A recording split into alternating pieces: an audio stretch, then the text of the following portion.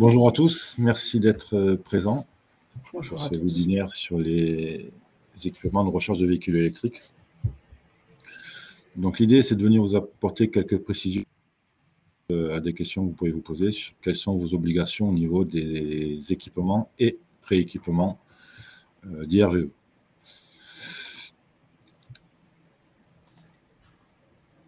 Donc comme petit rappel, ça ne fait pas de mal. Donc le véhicule électrique, ça ne date pas d'aujourd'hui, 1830, premier prototype électrique qui a été conçu par Robert Anderson. Et dans les années 1900, quasiment 48% du marché américain était composé de voitures électriques. Donc depuis, on a perdu un peu de vitesse sur le sujet. Mais bon, ça fonctionne depuis un petit moment. Il faut savoir aussi que le Parlement européen va voter l'interdiction de vente de voitures thermiques à partir de 2035. Donc tout est ouvert pour installer des bornes de recharge. Il faut aussi savoir pourquoi aujourd'hui on parle de recharge de véhicules électriques. C'est que l'énergie électrique va faire partie aujourd'hui du marché des carburants renouvelables pour le transport routier. Donc ça devient aujourd'hui une énergie qui permet de se transporter, et donc ça rentre dans ce marché des carburants renouvelables avec toutes les primes, taxes et tout ce qui peut aller avec.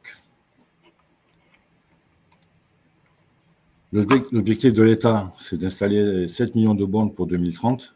On doit être aujourd'hui aux alentours des 100 à 120 000 bornes installées, ce qui laisse encore beaucoup de marge et beaucoup d'équipements à mettre en place.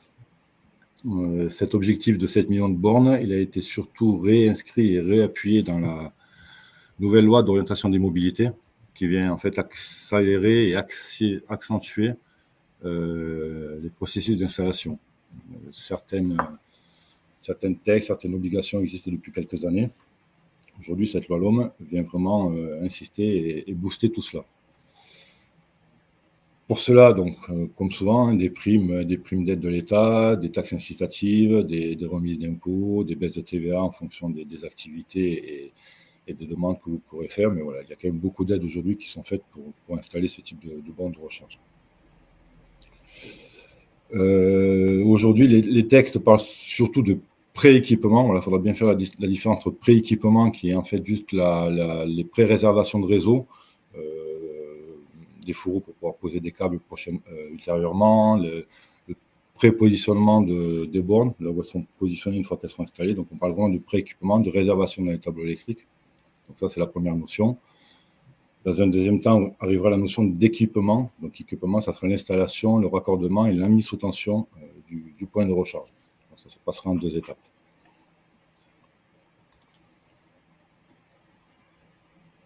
Donc, que demandent les textes? En fait, on verra plus tard, surtout à partir des bâtiments dont le permis de construire date de 2021. Mais en fait, aujourd'hui, tous les établissements, tous les parcs de stationnement de tous les établissements doivent faire l'objet d'un minimum de prééquipement de bornes de recharge de véhicules. Ce prééquipement, il est fonction de la taille du parking, du nombre de places de stationnement du parking, de l'activité du bâtiment auquel est relié le parking et la date du permis de construire. Donc, il y a plusieurs niveaux d'obligations qui sont en fonction de différents facteurs.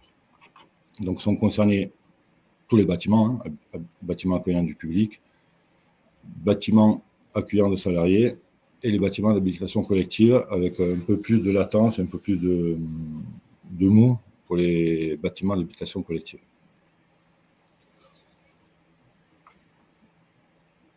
Donc, ce qu'il faut noter, c'est qu'au 1er janvier 2025, tous les parcs de stationnement hormis pour l'habitation devront disposer à minimum d'un point de recharge. Donc, en plus de la notion de prééquipement, il faudra que le parking soit équipé à minimum d'un point de recharge du moment qu'il dépasse 20 places. Et ensuite, en résumé, ce serait une borne de recharge par tranche de 20 places de parking. En moyenne, ce serait ça. Au 1er janvier 2025, donc ce qui ne reste pas beaucoup de temps pour équiper d'installations de recharge, mise sous tension et en fonctionnement.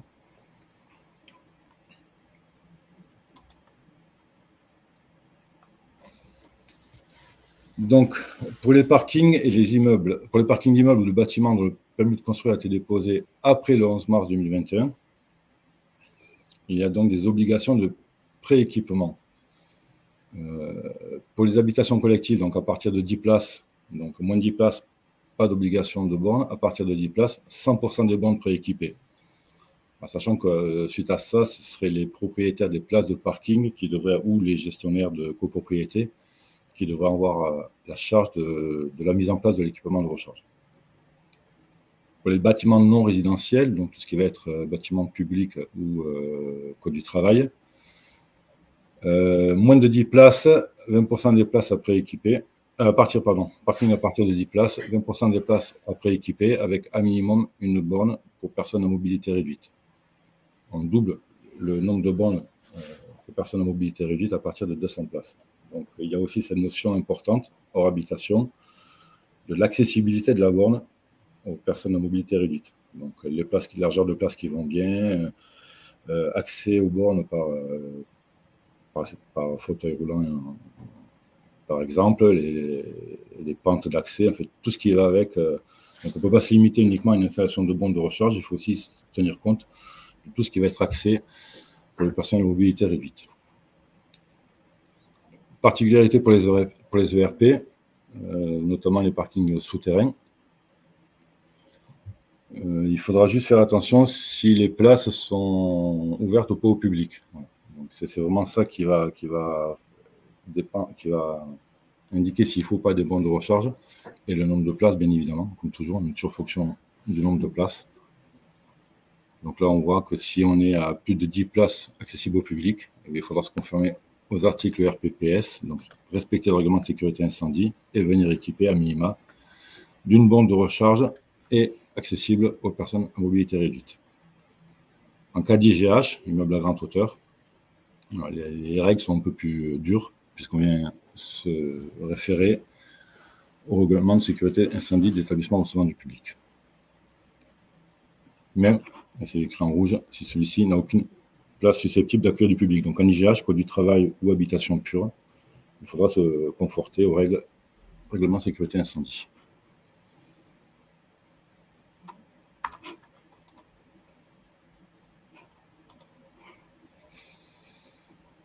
Bien évidemment, il y a les bâtiments dont les permis de construire datent d'avant 2021. Donc pour cela, il y a eu une deuxième phase qui date du 1er janvier 2017, avec une différence entre là aussi les établissements recevant du public ou des salariés et les établissements d'habitation collective. Donc là, on le voit, en fonction du nombre de places, inférieur ou supérieur à 40 places, il faudra équiper à minimum, prééquiper à minimum 10 ou 20% de places. L'habitation collective, ça sera entre 50 et 75% des places prééquipées. Je vais parler de ce terme de prééquipé qui est très important.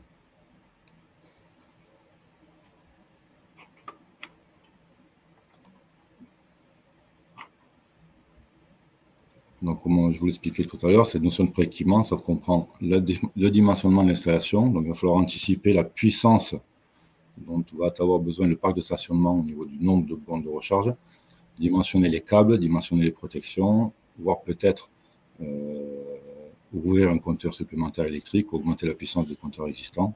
En tout cas, il faut bien tout dimensionner et tout bien calculer. Du coup, l'énergie électrique, elle peut soit venir directement de votre bâtiment, sur votre réseau existant, si il le permet au niveau des réservations, soit venir rajouter un compteur supplémentaire dédié à cela.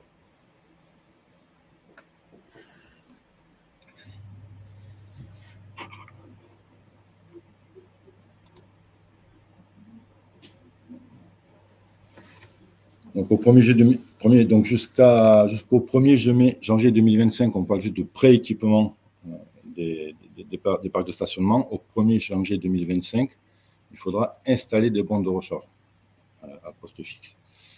Pour cela, donc, ce sera tous les bâtiments non résidentiels neufs ou dans le cas de travaux importants. Donc ça, c'est pareil, ça dépend un peu du montant des travaux. De mémoire, je crois que c'est à peu près un quart de la valeur des travaux. Donc, bâtiment à usage mixte neuf, faisant l'objet d'une rénovation importante, c'est toujours un peu le même système. Bâtiments non résidentiels existants. Donc, pour les bâtiments existants, avant 2025, il faudra déjà installer les bornes de recharge. Et après, les parcs de stationnement gérés en délégation de services publics. Donc, tous les parcs de stationnement publics, je dirais par les administrations publiques, devront être aussi équipés de points de recharge. Toujours pareil avec le nombre de points de charge dépendant du nombre de places du parking, de la date du permis de construire.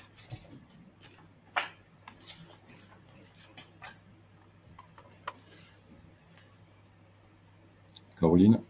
Oui, je vais prendre la suite. Bonne. Donc là.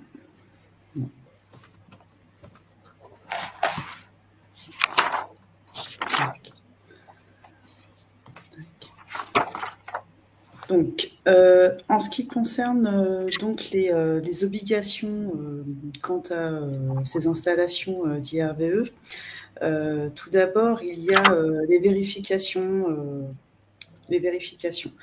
Donc, toute personne en charge d'une installation d'exploitation de bornes, que ce soit un électricien, un installateur, un propriétaire de parking privé ou public, une administration publique, une gestionnaire de patrimoine. Ensuite, on a on a également des obligations au niveau de la formation, c'est-à-dire que pour installer ou maintenir des installations de recharge véhicules électriques, vous devez avoir une qualification qui va vous être donnée suite à une formation. Donc, on est obligé d'être formé pour obtenir cette qualification, pour pouvoir donc installer des IRVE et également s'occuper de la maintenance. Donc, au niveau des missions on va parler déjà du contrôle électrique. Donc, au niveau des vérifications électriques, donc les missions qui vont être obligatoires. Donc, c'est ce qu'on va appeler déjà la mission consuelle, une mission VAMS, donc une vérification avant la mise sous tension.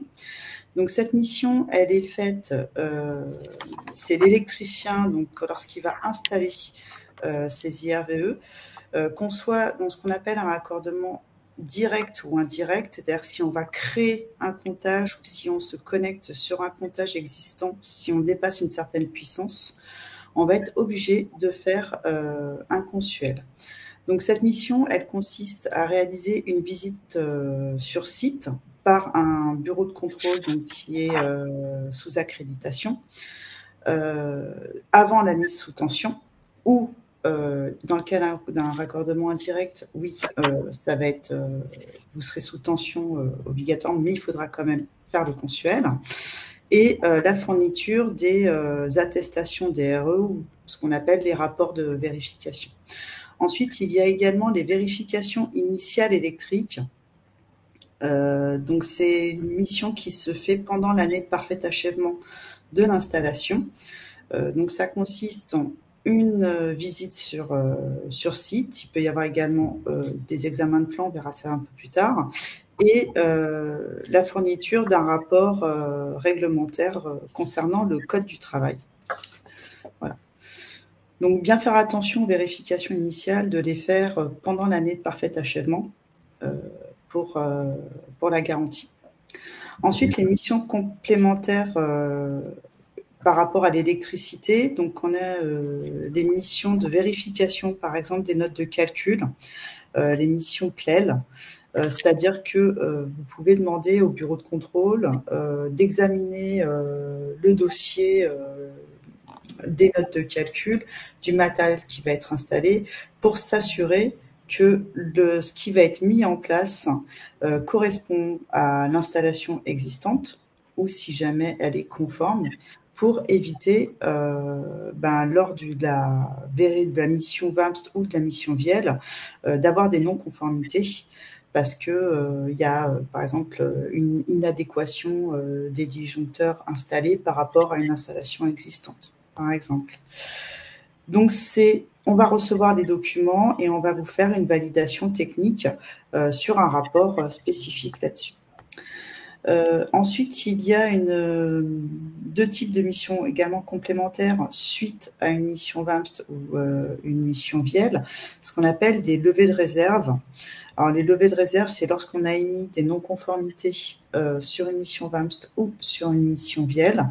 Là, on a une mission qui va nous permettre... Alors, il y a deux types. Il y a une mission avec visite sur site, c'est-à-dire que selon le type de non-conformité qui va être détecté, on va devoir ou retourner sur place pour refaire des essais, par exemple, ou dans ces cas-là, on va lever la réserve parce qu'il nous manque, par exemple, un document. Il y aura une levée de réserve qui sera sans visite sur site. Voilà. Donc ça, c'est les deux types de missions également complémentaires qui existent. Un petit complément sur ces missions de contrôle électrique qui sont déjà obligatoires. Il faut savoir que les pompiers vont être très vigilants à l'installation des bornes de recharge dans le cadre de leurs conditions de sécurité. Pour eux, ça engendre beaucoup d'énergie électrique, donc ça peut entraîner pas mal de questions au niveau des incendies. Donc les pompiers vont être très vigilants là-dessus. Et si vous voulez aussi bénéficier de certaines primes ou aides de l'État, tout le suivi, toute la validation d'installation doit être fait par un organisme accrédité.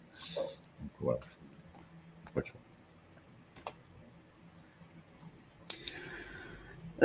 Ensuite, tout à l'heure, je vous ai parlé des formations qui sont obligatoires pour les installateurs. Donc, la certification Calliope permet aux participants de nos formations des prises en charge par les OPCO. Donc, alors actuellement, vous avez la formation IRVE pour P1 qui concerne les installations de bornes de recharge jusqu'à 22 kW sans configuration spécifique pour la communication de la supervision.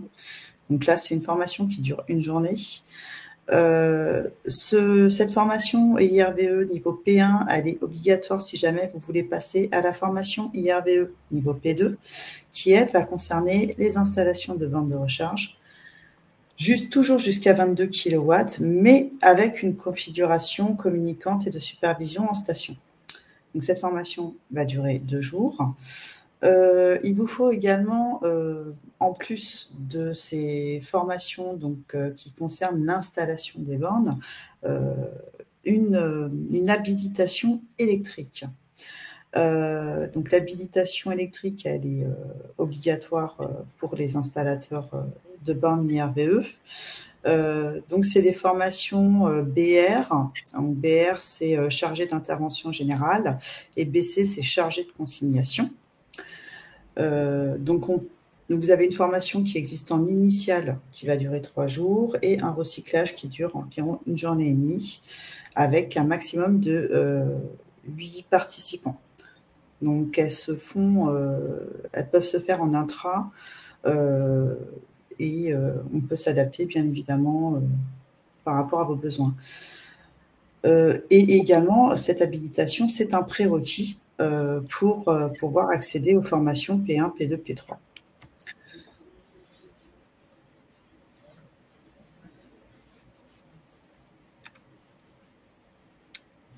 Ensuite, il y a d'autres missions comme les missions d'assistance. Donc, c'est des missions d'accompagnement et ou de réception au niveau des infrastructures et IRVE.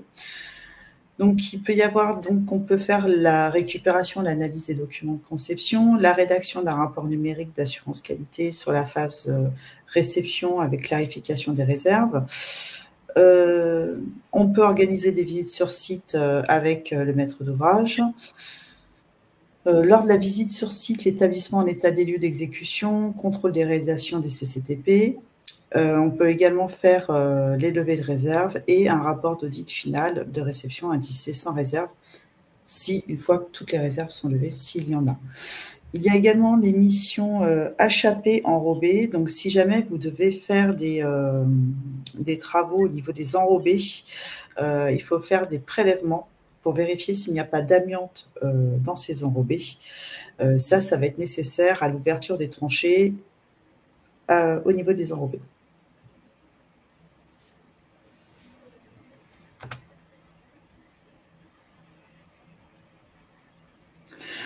Donc, si on synthétise tout ça, donc pour une installation de recharge véhicule électrique, il va falloir donc déjà faire les vérifications électriques suite à l'installation ou avant, si jamais on veut faire des vérifications d'études de notes de calcul avec avant la vérification sur site. Il y a également une partie formation, donc qui là va concerner tous les installateurs et les mainteneurs d'installation IRBE.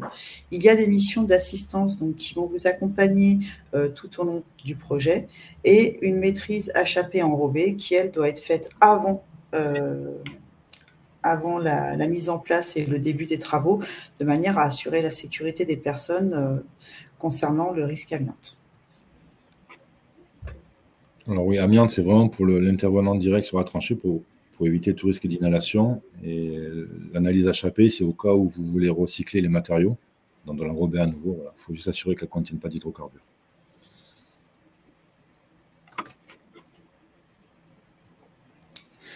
Alors, on a également des missions complémentaires, notamment le certificat de conformité. Alors ça, c'est ce certificat de conformité, il va concerner les installations d'IRVE installées en copropriété. C'est-à-dire que pour obtenir la prime de l'AVER, concernant les installations de recharge électrique architecture 1, 2, 3, or la 4, un organisme agréé, donc en fait on est plus sur un organisme accrédité type COFRAC. Là, c'est un agrément que nous avons avec l'AVER qui nous permet d'établir donc l'attestation de conformité, le rapport de vérification et l'établissement du dossier technique qui va être un petit peu, entre guillemets, si on schématise, le carnet de santé de l'IRVE. Donc tout ce dossier technique va également servir si jamais la copropriété change de gestionnaire au niveau des IRVE, d'avoir un dossier technique complet qu'on peut transmettre au gestionnaire suivant qui va prendre la suite de la gestion des recharges véhicules électriques. Ensuite, il y a la taxe incitative relative à l'utilisation d'énergie renouvelable, donc c'est le tiers vert. Donc là, c'est une mission qui concerne à comptabiliser la quantité d'électricité renouvelable utilisée à la recharge des véhicules électriques sur les infrastructures ouvertes au public. Donc ça, c'est une mission, ça va être en fait au niveau de l'État, qui va contacter directement les installateurs de recharge véhicule électrique, d'IRVE, et sur le panel de bornes qu'ils ont installées, vont leur demander d'en faire contrôler un certain nombre. Dans ces cas-là, c'est des organismes accrédités COFRAC qui peuvent réaliser cette mission.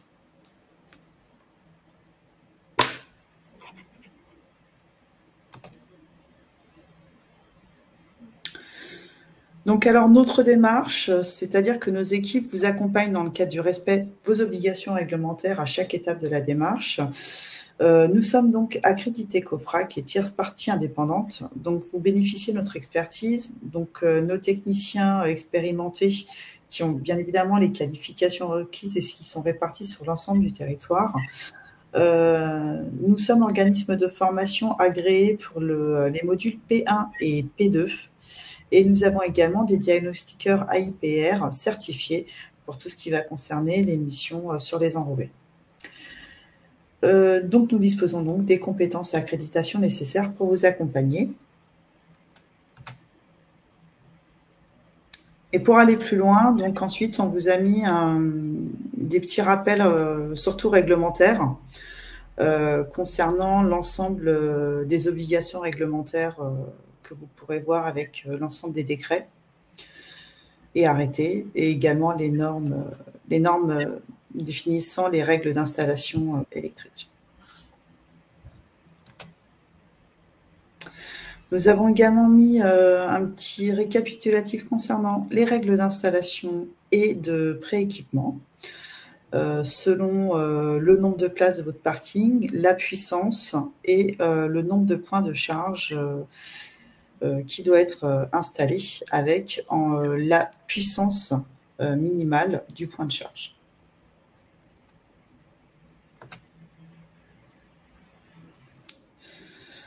Toujours un petit récapitulatif concernant les règles d'installation des équipements, avec les dates butoirs, enfin avant janvier 2025, après janvier 2025, avec par rapport aux dates du dépôt du permis de construire. Donc, tout ça, vous pourrez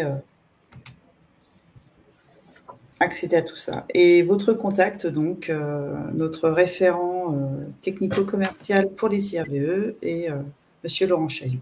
Voilà. Je vous remercie. Merci Caroline. Merci Laurent. Merci pour votre présentation. Comme vous le précisez Caroline, vous allez recevoir cette présentation, donc vous pourrez rejeter un œil à tous ces tableaux. En attendant, si vous avez des questions qui vous viennent, n'hésitez pas à les poser dans le chat. Il y en a qui sont arrivés. Ouais, je te laisse, Laurent, les traiter. Tu veux répondre à la première pour l'obligation de consuel, Caroline?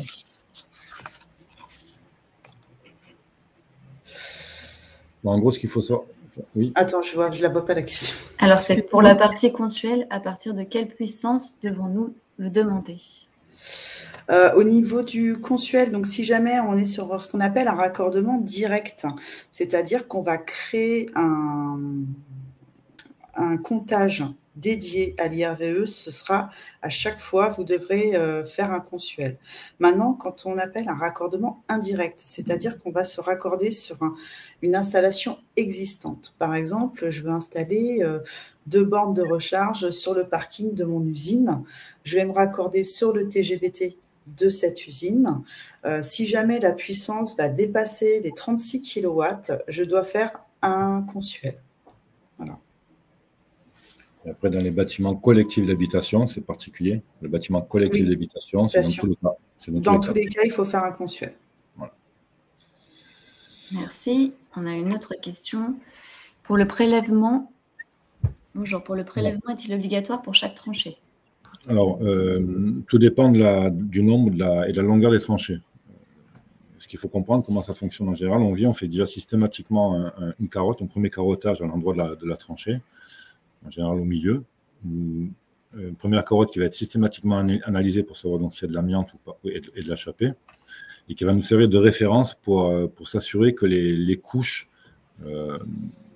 des autres endroits de la tranchée, que les couches sont identiques. Ça explique qu'on ait le même niveau de granulat, la même densité, les mêmes matériaux utilisés. Donc, on va en fait carotter tous les 50 à 100 ou 200 mètres en fonction de la configuration des lieux. Et à chaque carotte qu'on va sortir, si les couches sont identiques à la première qu'on aura analysée, on ne fera rien. Si on détecte des couches différentes, on viendra analyser cette deuxième carotte. Donc, en fait, on ne peut pas vous dire à l'avance combien d'analyses vont être faites. Tout va dépendre de ce qu'on trouve sur place. En général, une tranchée qu'on vient ouvrir dans un parking qui fait dans les 20 mètres de long maximum ou même 50 mètres de long, en général, les parkings, c'est des couches identiques qu'on a sur l'ensemble. Donc, on aura tendance à dire qu'une ou deux carottages pour une analyse devrait être suffisantes. Mais on ne peut pas le certifier. Merci Laurent. Quelle obligation pour un projet de villa en bande au niveau des stationnements extérieurs, place de parking?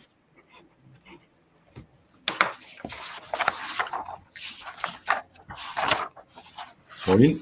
Alors là, je pense, après, il faudrait savoir si jamais c'est prévu en copropriété ou pas. Après, au niveau du permis de construire. Donc, après, si jamais normalement, tout ce qui concerne les logements individuels, il n'y a pas eu d'obligation à présent d'installer des IRVE. Maintenant, voir si jamais c'est considéré comme une copropriété ou pas. Ouais. Après, ça va dépendre de... Il y a une précision, il dit que c'est en copropriété. Ah, si c'est en copropriété, effectivement, il va peut-être falloir voir si effectivement il faut en installer sur le parking extérieur.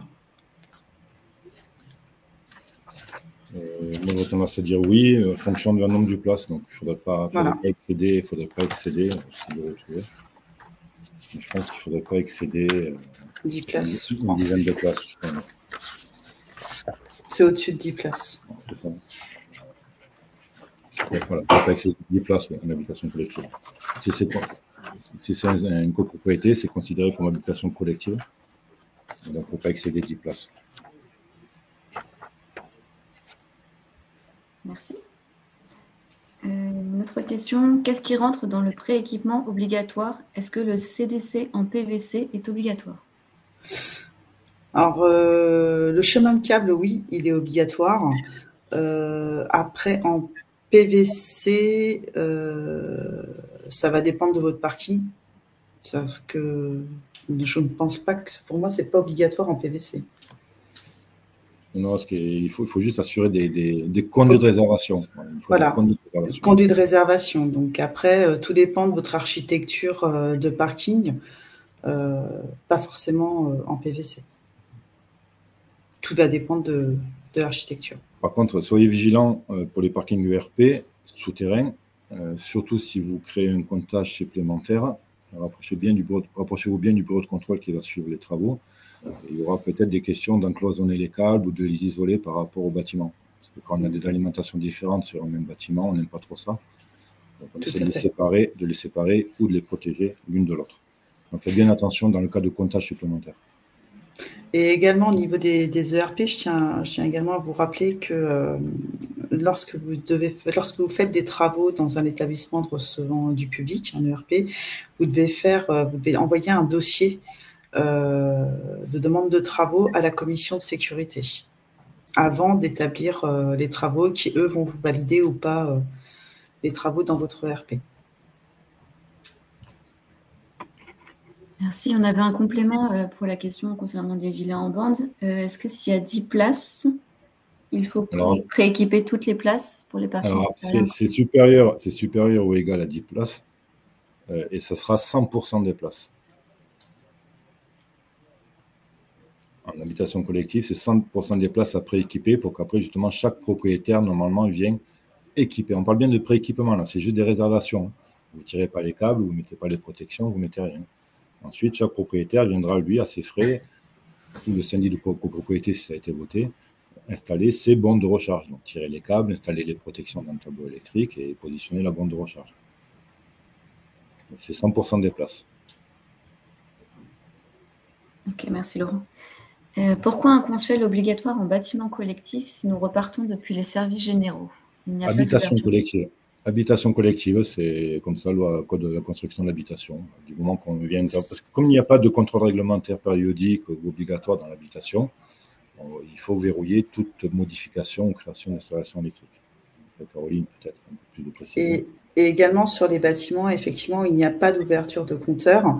L'obligation, par exemple, pour les 36 kW, pour les bâtiments autres que habitation, c'est une obligation par le décret 2017-26 qui impose la réalisation d'un consuel lorsqu'on va dépasser 36 kW hors habitation et pour quelle que soit la puissance en habitation.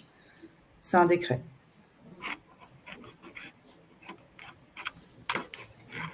Merci. On a une question de Mehdi M. Avez-vous des informations sur l'évolution des normes? Nous nous basons sur l'UTEC 15722 qui date de 2012, il me semble. Même question sur le guide PS pour les ERP et IGH. Alors oui, le guide UTEC 15722 va réintégrer dans le titre 7 de la norme NFC 1500. Donc la norme est en cours de refonte, elle est d'ailleurs en consultation sur le site de l'AFNOR. Et oui, ça va évoluer puisqu'elle va réintégrer directement la norme NFC 1500. Donc le guide UTE va être absorbé par la norme. Donc oui, il va y avoir des évolutions et il y a des évolutions qui sont en cours mais qui ne sont pas encore validées. Mais si vous souhaitez vous informer, elle est sur le site de l'AFNOR, vous pouvez avoir accès à la consultation de ces évolutions. Alors pour le guide PS en ERP IGH, pour l'instant, il n'y a pas de modification. Mais nous tâcherons de vous tenir informés, effectivement, si jamais il y a des modifications dans le guide PS. Merci Caroline. On n'a plus de questions en cours. On va juste attendre quelques instants pour laisser le temps de saisir une nouvelle question si besoin.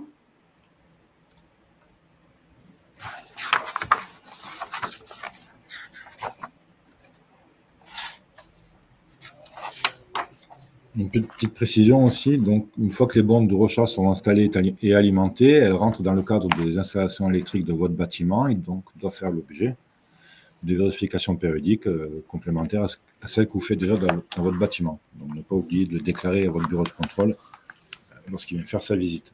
Très important aussi.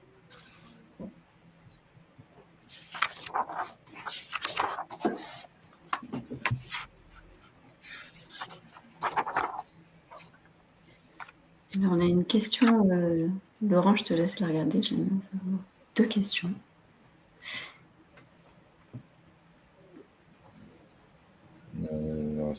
Alors, laquelle de questions? La solution Michaud avec les transmis n'est pas forcément obligatoire.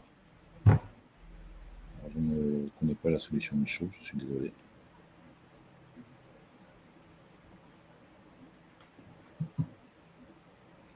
Bah sinon, il y a l'autre, la question. De colonnes donc en compte. Oui, ben oui, en fait, c'est ça. Oui. Enfin, si on est sur l'habitation collective supérieure à 10 places, oui, tout à fait.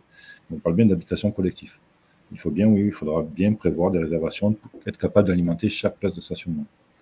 Tout à fait. Et pour la solution Michaud, je suis désolé, si vous pouvez m'en dire un peu plus.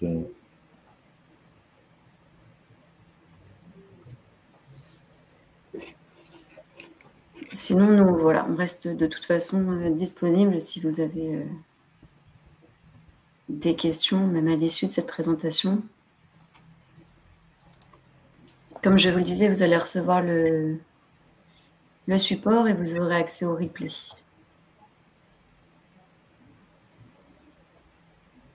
C'est la dernière ligne droite si vous voulez vous poser vos questions. On va ensuite clôturer ce webinaire. J'attends encore 2 minutes.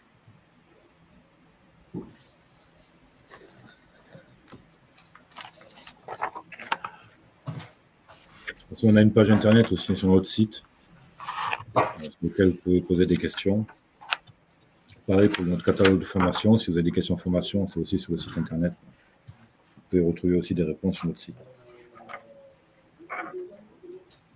Il n'y a pas de questions qui ont l'air d'arriver, donc je pense qu'on va pouvoir clôturer ce webinaire. Oui, vous recevrez le support du webinaire dans tous les cas. On va donc pouvoir clôturer ce webinaire. On vous remercie beaucoup d'y avoir assisté. Merci. Et on vous souhaite une très bonne journée. Merci beaucoup. Bonne fin de journée. Merci. À bientôt. Au revoir.